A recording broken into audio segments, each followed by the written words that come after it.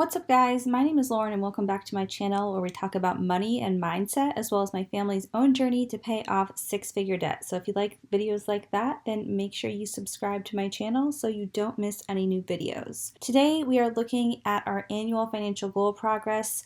Even though we are on a debt-free journey, we actually are investing while we're paying off debt. We're not going the Dave Ramsey method for a lot of reasons. And so we do have other financial goals besides just debt payoff. So I do like tracking everything in this spreadsheet because when you're working towards multiple financial goals, sometimes it's confusing to figure out where to put your extra money and what percentage you should put towards each of your different goals. So this is a spreadsheet that I use to track it, and it's actually available for purchase on my Etsy shop, which will be linked in the video description. It is an instant download to Google Sheets, and it comes with a detailed video tutorial. So that will be linked if you want to get it for yourself. I also have a budget spreadsheet and a debt payoff spreadsheet, and you can actually get them in a bundle for a discount if you want to get all of my spreadsheets. Okay, so we have set some really big goals for this year, and we expect the first half of the year to be a little bit slower than the second half if things go to plan. If things don't go to plan, then the year will be kind of consistent all across the board. We'll still make a little bit more money in the second half of the year just because of how pay periods land and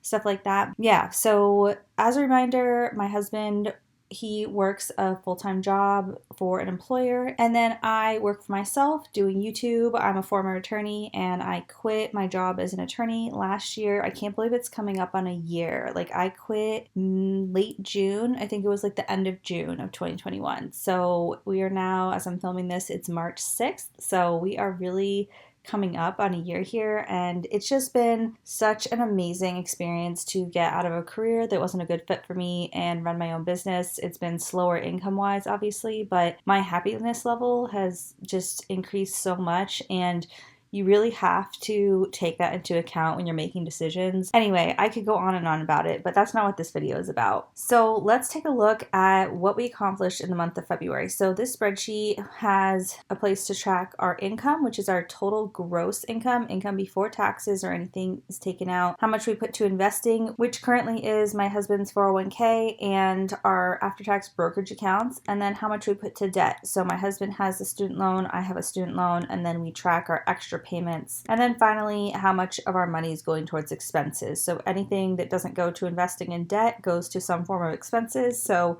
we've got our taxes, which I enter, and then the spreadsheet automatically calculates everything else as expenses excluding taxes. And so we can see what percent of our money is going towards expenses versus our financial goals of debt and investing. And that's what this is. It calculates right here what percent is going to your financial goals versus what percent is going towards expenses. So let's go through and take a look at February. So in February, we brought in $12,101 of income. So year to date, that brings us to $26,640.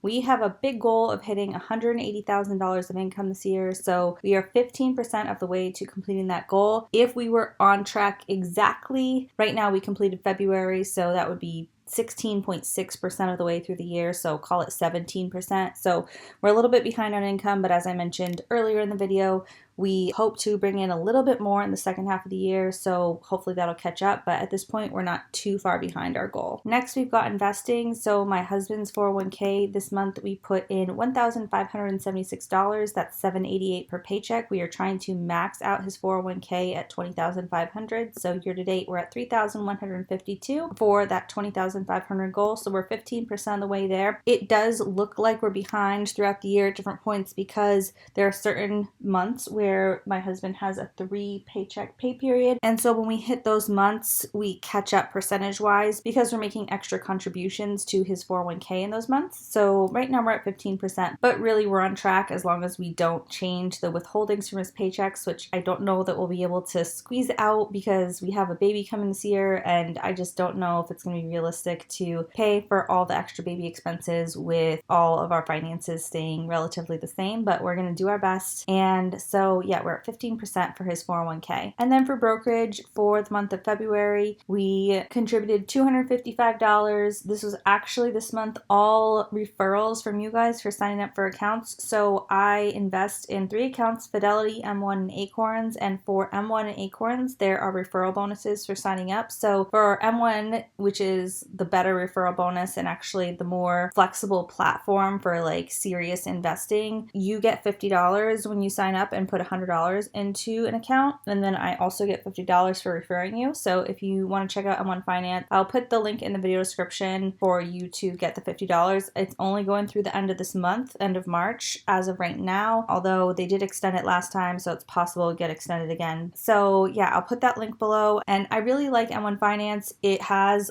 a lot of the options that you can get through like a Fidelity or a Vanguard, but it has automated investing and you can buy fractional shares and stuff, which, I mean, that might sound complicated, but all it means is like you can put in $25 or $100 and it's easy to set up an automated thing, whereas with Vanguard and Fidelity, through the app on the phone, it's just not as flexible. You can do a lot of the same stuff on your desktop, but who likes to pull out their computer all the time to do stuff, which I don't. I love to do most of my stuff on my phone. So yeah, that's why I really like M1. And then for Acorns, it's a much more limited investing platform, but it's the first investment account I ever opened and it's great for beginners. So if you open an account, you get $5 and I get $5. So I also will link Acorns for you guys below. So year to date, we're at $860 for brokerage investing, and we had a goal of $4,500, so we're at 19%. So we were ahead of schedule for the year. We were definitely keeping up with our investing goals, which is great. So for February, we invested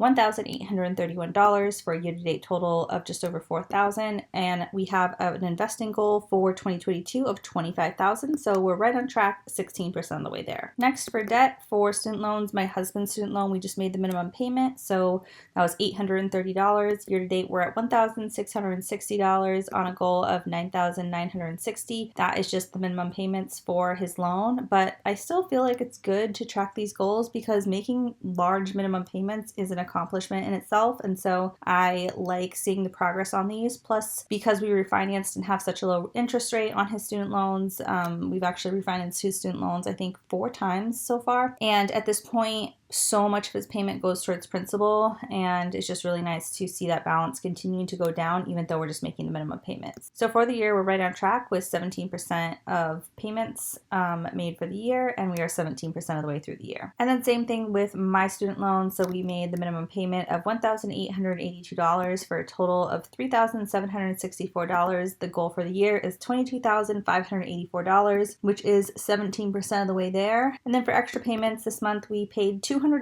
for a year-to-date total of $220. Our goal is $5,456. So we are definitely behind on this, but we do have some months where I expect us to be able to make like a large payment, like a couple $1,000s, because of just, again, how pay periods land and stuff like that. So we are looking forward to getting to do that in future months in the year. So for now, we're only at 4% towards this goal, but I really look forward to catching up with this. And this is why I like doing the spreadsheet again, because we're putting money towards lots of different places and we're ahead on investing for my brokerage account, but we're behind on extra payments. And so like for March, I decided to slow down on contributions to the brokerage account and increase the extra debt payment we're making to kind of even them out. And you don't have to do it that way.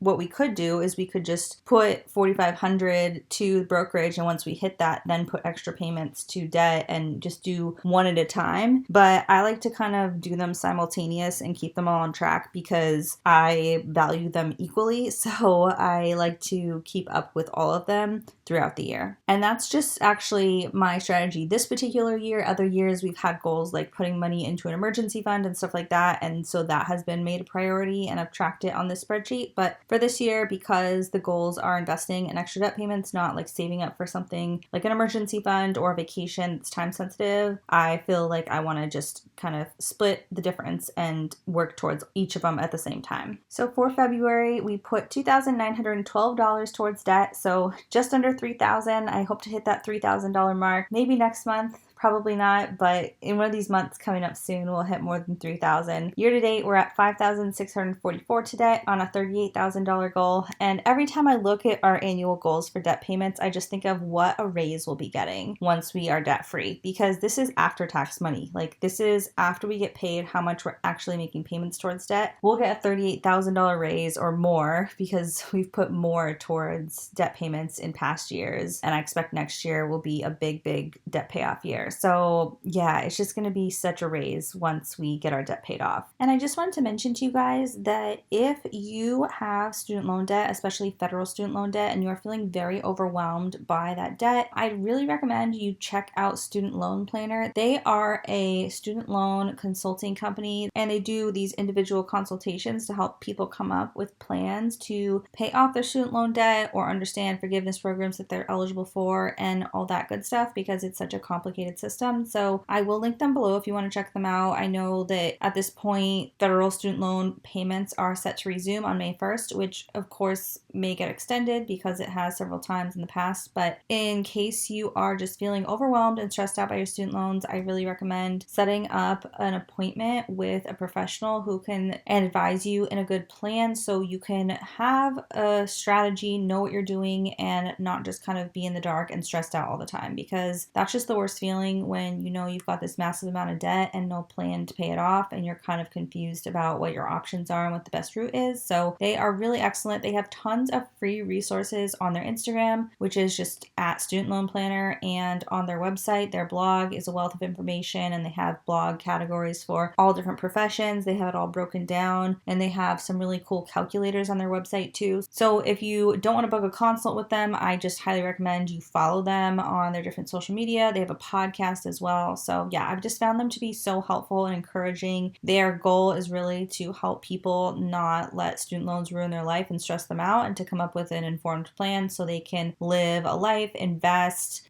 have financial stability, work towards financial goals, build a family, buy a house, travel, whatever things are important to you while you're paying off your student loan debt, rather than feeling like you're stuck. So I will link them below if you want to check them out. So year to date, because we are behind on these extra debt payments, overall we're only at 15% rather than 17%. But again, we're still in pretty good shape considering we're only in February. Finally, for expenses, so expenses excluding taxes was $5,318, and then for taxes we paid $2,040. So total expenses for the month was $7,358. For the year, we're at $16,984, so almost $17,000 towards expenses, and that is on a goal of $117,000. So the goal would be to just stay at that or below for expenses. We're trying not to get ahead because that would mean we're spending more than we intended to. So we're at 15% for the year, which is good. We want to be at 17%, which is where we should be for this year, or less. So the fact that we're a little bit less is a good thing. And so yeah, we're 15% of the way to our goal for staying on track with expenses. And then finally, the percent to investing and debt this month was 39%. So our gross income went 39% to investing and debt payments and 61% to expenses. So year to date, we are at 36% towards investing in debt, so financial goals, and then 64% to expenses. And our goals for the year were to have our investing and debt payments be 35% or more of our gross income. So we're at 36%. So we're in really good shape. And then 64% is just below 65%, and we want to be at 65% or less. So again, we're just really being consistent. I feel like sometimes these updates are a little bit boring, but I'm doing them for a couple reasons, one of which is to keep myself accountable and on track. And ever since I started sharing my numbers on YouTube, we have made so much more progress than any time before, and I really feel it's because I'm accountable to you guys, and I know you're going to be watching these updates, and I'm going to have to confess if we got off track. And so being so consistent all the time with sharing these updates with you guys really helps me. So thank you guys so much for watching my channel and cheering us on, and just,